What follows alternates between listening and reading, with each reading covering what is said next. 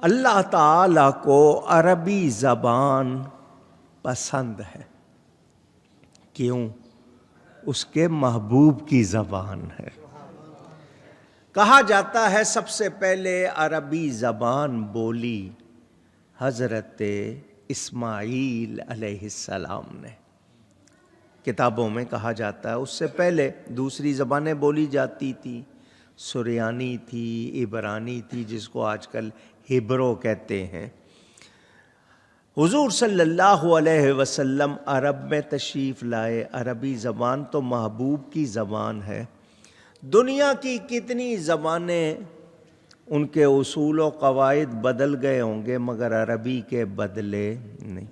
اس میں اضافے ہوں گے لیکن یہ بدلے گی نہیں. بہت سے الفاظ آتے رہے، لغت میں وسعت ہوتی ہے. عربی زبان باقی تمام زبانوں سے افضل ہے، باقی تمام زبانوں سے، کیونکہ قرآن اسی زبان میں نازل ہوا ہے.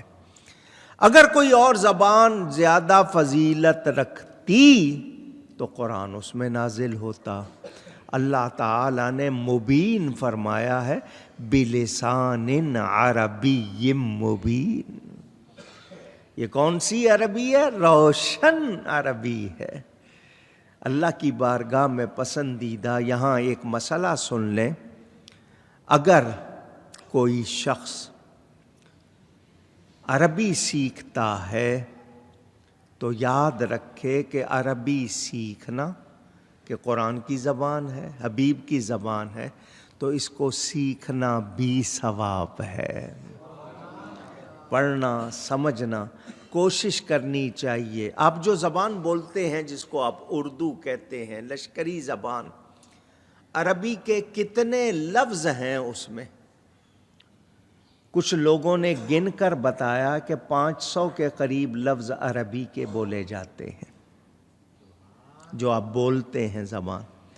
اور ٹوٹل لفظ گنیں گے تو تھوڑے سے زیادہ ہوں گے، کوئی 2-2.5 ہزار یا زیادہ اتنے ہوں گے جو بولی میں آتے ہیں. تو اگر ہم اس کو سیکھیں تو اس کا سیکھنا بھی اونچی. عربی کے سوا کوئی اور زبان سیکھنا منع نہیں ہے. منع ہاں جی. کوئی شخص آج کہے کہ جی چائنا کی آبادی زیادہ ہے تو میں چینی بولی سیکھ لوں، یا دنیا میں بڑھا چڑھا کر انگلش کو حاوی کیا گیا ہے، 6 نمبر پہ جو زبان تھی اس کو پہلے نمبر پہ لایا کہ رابطے کی زبان بنائے. عربوں نے اپنی کوشش نہیں کی اپنی زبان کو رابطے کی زبان بنانے کی.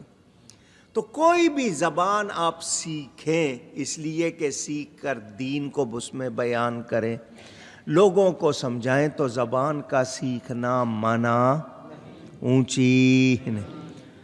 سرائکی سیکھیں، پنجابی سیکھیں، سندھی سیکھیں، بلوچی سیکھیں، بروہی سیکھیں، پشتو سیکھیں. اب دنیا کی جتنی زبانیں جتنی بولی جاتی ہیں اس وقت جہاں جہاں ہیں ان کی گنتی بھی لوگوں نے کی ہوگی، ہو سکتا ہے کمپیوٹر پہ ہو کے اتنی زبانیں بولی جاتی ہیں. پتہ نہیں کہاں کہاں 7 برور اعظم 7 کانٹیننٹس میں کتنی زبانیں. آپ ساری سیکھیں، کوئی منع نہیں، مگر مقصد کیا ہو کہ یہ زبانیں سیکھ کر دین سکھاؤں گا، حق بات پہنچاؤں گا تو کوئی منع. اور ویسے ہی سیکھ رہے ہیں تو خسارہ ہی خسارہ ہے، اور کوئی مقصد نہیں ہے تو پھر اس میں کچھ حاصل نہیں. لیکن عربی وہ زبان ہے کہ سیکھیں گے تو قرآن بھی سمجھ آئے گا، حدیث بھی سمجھ آئے گی، اور ثواب بھی ہوگا. کیا ہوگا؟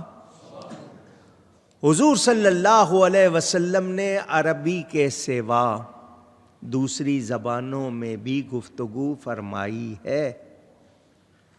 کس کس سے، کہاں کہاں؟ جانوروں سے باتیں کی ہیں حضور نے، پرندوں سے باتیں کی ہیں. حضرت سلمان فارسی تھے ہی ایران کے، حضور نے ان سے بھی، ایک علاقے سے لوگ آئے ان کی زبان میں حضور نے ان سے باتیں کی. تو فارسی بہت مشہور اس کے علاوہ دوسری زبانیں اس وقت تک شاید انگریزی کا کوئی وجود ہی نہیں تھا، کوئی سلسلہ ہی نہیں تھا، تو یہ زبان عربی بھی فارسی بھی اس وقت زیادہ تھی۔ اب سوال یہ ہوتا ہے کہ ہم اس وقت تو جو مرضی زبان بول رہے ہیں، مرنے کے بعد کیا ہوگا؟ قبر میں جو سوال ہوں گے کون سی زبان میں ہوں گے؟ عربی میں ہوں گے، تو عربی سیکھنے پر فائدہ ہوگا۔ آپ کہیں گے نہیں سیکھی تو بہرحال جو مسئلہ ہے وہ آپ کو بتا دوں، نہیں بھی سیکھ رہے تو مرنے کے بعد کون سی زبان ہو جائے گی؟ عربی۔ اور اہل جنت کی کون سی زبان ہوگی؟ عربی ہوگی۔ بعض روایتوں میں آتا ہے کہ فارسی بھی وہاں بولنے والے بولیں گے، لیکن جو زبان ہوگی وہ کون سی ہوگی؟ عربی۔ عربی سے محبت کرو، عرب سے بھی، اور پھر کہیے گا عرب سے بھی، اور عرب سے کیوں محبت کرو کہ ہمارے نبی پاک صلی اللہ علیہ وسلم عرب ہیں، اور عربی سے کیوں محبت کریں کہ ان کی زبان عربی ہے۔ اور علماء نے لکھا کہ عربی سے 3 وجہ سے محبت کرو، اس لیے کہ قرآن عربی میں ہے، نبی کی زبان عربی ہے، اور جنت والوں کی زبان بھی عربی ہے۔ تو ہمیں عرب سے بھی، عرب کو برا کہنے سے منع کیا گیا، کیونکہ حضور نے فرمایا میں عرب ہوں، عرب کو برا نہ کہو۔ اگر کہیں معاملات میں لین دین میں تم سے کوئی ایسی بات ہو جائے تو ان کو تب بھی برا نہ کہو۔ پہلی مرتبہ جب مدینہ منورہ میں گیا ہوں، خطب مدینہ شیخ العرب والعجم حضرت مولانا شاہ ضیاء الدین احمد مدنی رحمۃ اللہ علیہ، جو اعلیٰ حضرت فاضل بریلوی کے خلیفہ، حضرت کو ترکی سے، عرب سے، متعدد مشائخ سے اجازت، 80 سال مدینے میں رہے، 60 حج کیے آپ نے۔ تو میں جب پہلی مرتبہ گیا، میں نے پہلے دن حضرت سے کہا میں مدینہ منور آیا ہوں، عمر چھوٹی ہے، مجھے یہاں کا ادب نہیں آتا، تو مجھے کوئی نصیحت فرمائے تاکہ یہاں رہوں تو اپنی کوشش کروں کہ مجھ سے کوئی بے ادبی نہ ہو۔ اکثر لوگ مجھ سے پوچھتے ہیں مدینے جائیں تو سب سے بڑی عبادت کیا ہے، تو میں کہتا ہوں ادب، وہاں کا جو ہم سے ہوتا نہیں، ہم سے واقعی نہیں ہوتا، ہم کر بھی نہیں سکتے، لیکن کوشش کریں کہ بے ادبی نہ ہو۔ حضرت نے فرمایا 3 باتوں کا خیال رکھنا۔ میں نے کہا جی حکم۔ فرمایا اگلی صفوں میں نماز نہیں پڑھنی۔ اس وقت حضور صلی اللہ علیہ وسلم کی جالیوں کے آگے بھی 4 صفیں بنتی تھیں، تو فرمایا وہاں نماز نہیں پڑھنی، ادب کی وجہ سے کہ حضور کو پشت ہوگی، پیٹھ ہوگی۔ ایک بات۔ دوسری بات فرمایا مسجد کے اندر کسی مانگنے والے کو نہیں دینا، باہر دینا، اندر ایک کو دو گے دوسرا نہیں ملے گا اس کو تو وہ محسوس کرے گا، باہر دینا۔ بہت اچھا جی۔ تیسری بات فرمایا مدینے والوں سے زیادہ تعلقات قائم نہ کرنا، بس پیار سے ملنا، ادب سے ملنا، زیادہ جس کو کہتے ہیں نا تعلقات بڑھانا نہیں۔ میں نے کہا کیوں؟ تو حضور کے پڑوسی ہیں۔ فرمایا اسی لیے کہ تمہیں کوئی بات ان کی بری لگ جائے گی تو تم کہو گے حضور کے پڑوسی نے ایسا کیا، تو یہ بھی ادب کے خلاف ہوگا۔ تو قدم قدم پر رہنمائی چاہیے، ادب چاہیے۔ تو حضور عربی ہیں، عرب والوں کو برا نہیں۔ اگر ان میں کچھ عادتیں خراب ہیں تو یہ کہتے ہیں کہ بعض لوگوں کے حالات درست نہیں، لیکن عرب کو حضور نے فرمایا میں عربی ہوں، اس لیے عرب سے محبت رکھو۔ اور عربی زبان قرآن کی زبان، میری زبان، اہل جنت کی زبان، تو عربی سیکھنی چاہیے۔ میرے دوستوں اور بزرگوں، دوسخیوں کی بولی بھی ہوگی اور پتہ نہیں کہاں کہاں کس کس کے لیے ہوگی، لیکن عربی سیکھنا چاہیے۔ اور ہمیں نہیں آتی ہے، اس لیے بہت سے جھگڑے ہیں ہم میں۔ جب ہم عربی سیکھ لیں گے بہت سے جھگڑے خود بخود ختم ہو جائیں گے، کیونکہ لفظوں کے معنی سمجھ آ جائیں گے۔ ابھی نہیں معلوم تو لوگ ہم سے کھیلتے ہیں۔ تو یہ عربی روشن زبان میں قرآن ہے اللہ تعالیٰ کی طرف سے۔ وَإِنَّهُ لَفِي زُبُرِ الْأَوَّلِينَ۔ اور سنو، وہ جو پہلی کتابیں تھیں نا، اس قرآن کا چرچا اگلی کتابوں میں جو پہلی تھیں ان میں بھی ہے، اس کا ذکر وہاں بھی، اس کا ذکر وہاں بھی۔ زبر جمع ہے زبور کی، اس کے معنی کتاب کے ہیں۔ اور جتنے بھی انبیاء کرام اور رسل تشریف لائے ان پر اللہ تعالیٰ نے جو وحی فرمائی، ان کو بھی قرآن کے بارے میں معلوم تھا کہ یہ اللہ کا کلام اور حضور صلی اللہ علیہ وسلم پر نازل ہوگا۔ ان کتابوں میں بھی قرآن مجید کے نزول کا ذکر تھا۔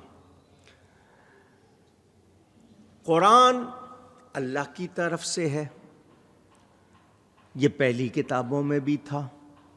بنی اسرائیل کے علماء جو یہودی تھے وہ بھی جانتے تھے۔ قرآن کے اوصاف پہلی کتابوں میں بھی ذکر ہوئے، نبی کریم صلی اللہ علیہ وسلم کا ذکر تھا پہلی کتابوں میں۔ کہا جاتا ہے مکہ والوں نے یہودیوں سے پوچھا کہ رسول اللہ صلی اللہ علیہ وسلم کی نبوت و رسالت حق ہے یا نہیں، سچی ہے یا نہیں؟ تو ان یہودیوں نے کہا کہ ہم ان کی نعت اور ان کی صفات پڑھ چکے ہیں۔ حضور ابھی تشریف نہیں لائے تھے۔ لوگوں نے سوال کیا کہ آخری نبی جو آئیں گے ان کی نبوت رسالت حق، تو ان علماء نے کیا کہا کہ ہم پڑھ چکے ہیں، وہ بھی سچے، ان کی باتیں بھی سچی، وہ تشریف لائیں گے، ان کی تعریف میں ہم پڑھ چکے ہیں۔ کیا مطلب پہلی کتابوں میں ذکر موجود ہے۔ میرے دوستوں اور بزرگوں، ایک بات کرنا چاہتا ہوں، تمام تعریفیں اللہ تعالیٰ کے لیے۔ الحمدللہ رب العالمین، وہ رب العالمین تمام تعریفوں کے لائق اس کی ذات۔ درست پوچھ رہا ہوں؟ آپ کسی کی تعریف کریں، شکل بہت اچھی ہے، آواز بہت اچھی ہے، یہ کس کی تعریف ہے؟ بنانے والے کی۔ آپ نے خود کو بنایا ہے؟ آواز اچھی ہے تو کیا آپ کی ہے؟ اللہ نے دی ہے۔ جس کی تعریف اللہ کی، کیونکہ سب اللہ کی مخلوق، وہ رب جو تمام تعریفوں کے لائق ہے، اس نے اپنے حبیب کا نام محمد رکھا ہے صلی اللہ علیہ وسلم۔ یہ نام اللہ کا ہونا چاہیے تھا، کیونکہ محمد کے معنی ہے جس کی بار بار تعریف کی جائے، نئی سے نئی، زیادہ سے زیادہ تعریف کی جائے، اس کو محمد کہتے ہیں صلی اللہ علیہ وسلم۔ تو سب سے زیادہ تعریف تو اللہ کی ہوتی ہے، تو یہ نام تو اللہ کا ہونا چاہیے تھا، مگر یہ اللہ کا نام نہیں ہے۔ اللہ نے کس کا رکھا؟ اپنے حبیب پاک صلی اللہ علیہ وسلم کا۔ تو زیادہ تعریف تو اللہ کی، مگر نام حضور صلی اللہ علیہ وسلم کا محمد ہے۔ تو اب معنی کیا ہوا؟ ذرا دھیان دیجیے گا۔ اللہ کی تعریف کرتی ہے مخلوق، اللہ کی تعریف کون کرتی ہے؟ اور میرے نبی پاک صلی اللہ علیہ وسلم وہ ہیں جن کی تعریف مخلوق بھی کرتی ہے، خود خالق بھی کرتا ہے۔ اور مخلوق کی ساری تعریفیں مل کر اللہ کی ایک تعریف کے برابر ہو سکتی نہیں۔ تو جس کی رب تعریف کرے، جس کی، اب ایک مسئلہ اور کر دیتا ہوں، جب اللہ نے نام یہ رکھا ہے تو ہمیں پیغام کیا ملا کہ یہ ہستی بنائی ہی تعریف کے لیے گئی ہے، اس کو بنایا ہی تعریف کے لیے ہے۔ تو آج جو لوگ اپنے عیب نبی پر لگانے کی کوشش کرتے ہیں، انہوں نے نبی کا نام ہی نہیں سمجھا، انہوں نے نبی کا نام ہی نہیں سمجھا، ان کو سمجھ نہیں آئی۔ حالانکہ یہ سمجھ ابو جہل کو آ گئی تھی، وہ ابو جہل تھا، اس کے باوجود یہ سمجھ گیا کہ جو محمد ہے صلی اللہ علیہ وسلم اس میں کوئی برائی۔ آپ کو میں نے بتایا تھا نا، ابو جہل نے ایک دن لوگوں کو جمع کیا، کہنے لگا یہ مسلمانوں کا نبی سچ کہتا ہے، تم لوگ بڑے بے وقوف ہو۔ وہ چیلوں نے کہا آج اس نبی کی تعریف کیسے ہو رہی ہے، خیریت ہے؟ کہنے لگا وہ تمہیں بے وقوف کہتا ہے تو صحیح کہتا ہے۔ ان کا ہوا کیا کہ اس کو محمد بھی کہتے ہو پھر اس کی برائی کرتے ہو۔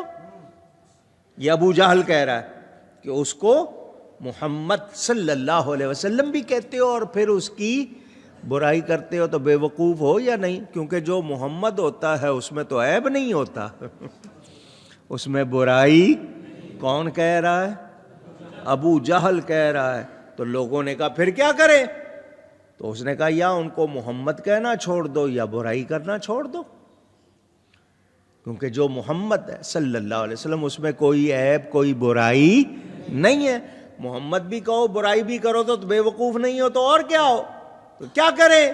اس نے کہا یا برائی کرنا چھوڑ دو یا نام لینا چھوڑ دو۔ ان کا نہیں، برائی تو کرنی ہے، برائی تو نہیں چھوڑنی ہے، اس کے بغیر تو ہمارا گزارا نہیں ہے۔ تو اس نے کہا پھر نام نہ لو۔ تو اس نے کہا بغیر نام کے کہیں گے، لوگوں نے کہا بغیر نام کے کہیں گے وہ ایسا ہے وہ ایسا ہے، تو کیا پتہ چلے گا کون؟ تو انہوں نے اپنی سوچ سے ایک نام بنا لیا مزمم، جس کی بہت برائی کی جائے۔ انہوں نے باہر نکل کے کہنا شروع کر دیا مزمم ایسا ہے مزمم ایسا ہے۔ صحابہ نے سنا، حضور کے پاس آئے اور آ کر کہا حضور پہلے نام لیتے تھے اب نام نہیں لے رہے، یہ کہہ رہے ہیں مزمم ایسا ہے مزمم ایسا ہے۔ فرمایا میرے صحابیوں خوش ہو جاؤ، میرا نام لے کے برائی کرتے تھے، اللہ کو پسند نہیں تھا، اللہ نے میرے نام سے برائی کو دور کر دیا ہے۔ میرا نام لے کے برائی کرتے تھے، اللہ کو پسند نہیں۔